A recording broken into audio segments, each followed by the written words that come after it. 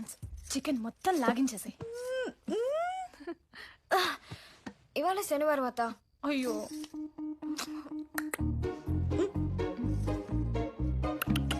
సరే ఫ్రిడ్జ్ లో పెడతా.